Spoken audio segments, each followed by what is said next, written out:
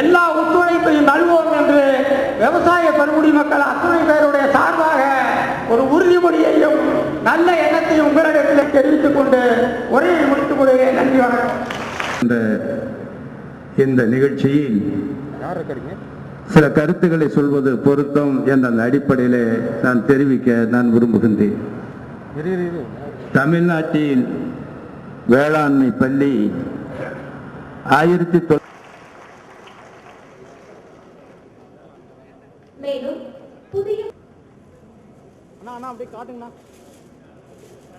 புதிதாக வெளியிடப்பட்ட பயிரகங்களின் வித்து புதியதை உழவர்களுக்கு அளிக்குமாறு மாண்புமிகு வேளாண் துறை அமைச்சர் அவர்களை கேட்டுக்கொள்கின்றோம்.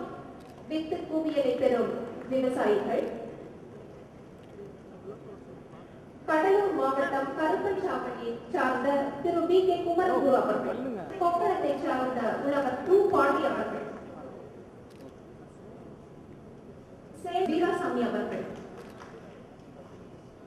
நீடாமங்கலம் சிதம்பராபுரத்தை சார்ந்த உழவர் திருமதி செல்லப்பாப்பா அவர்கள், நாகர்கோவில் எறும்புக்காடு பகுதியை சார்ந்த உழவர், இங்கிருந்து தமிழகத்திலிருந்து இன்றைக்கு இஸ்ரேல் நாட்டிற்கு சென்று அங்க இருக்கக்கூடிய தொழில்நுட்பத்தை இன்றைக்கு பார்த்து வரக்கூடிய சூழ்நிலை கூட வரக்கூடிய காலகட்டத்திலே மாறி இஸ்ரேல் நாட்டில் இருக்கக்கூடியவர்கள் தமிழ்நாட்டிற்கு வந்து நம்முடைய வேளாண்மை பல்கலைக்கழகத்தின் மூலமாக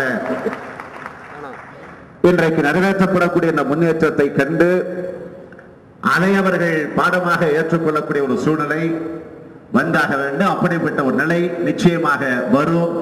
காரணம், அந்த அளவிற்கு இன்றைக்கு விவசாயத்தை இன்றைக்கு நம்முடைய முதல்வர் தலைவர் கலைஞர் தலைமையில் இருக்கக்கூடிய ஆட்சி இன்றைக்கு அவர்களுக்கு ஊக்கத்தை உற்சாகத்தை தொடர்ந்து வழங்கிக் கொண்டிருக்கிறது என்பதை நான் இந்த நேரத்தில் குறிப்பிட்டு காட்ட கடமைப்பட்டிருக்கிறேன்.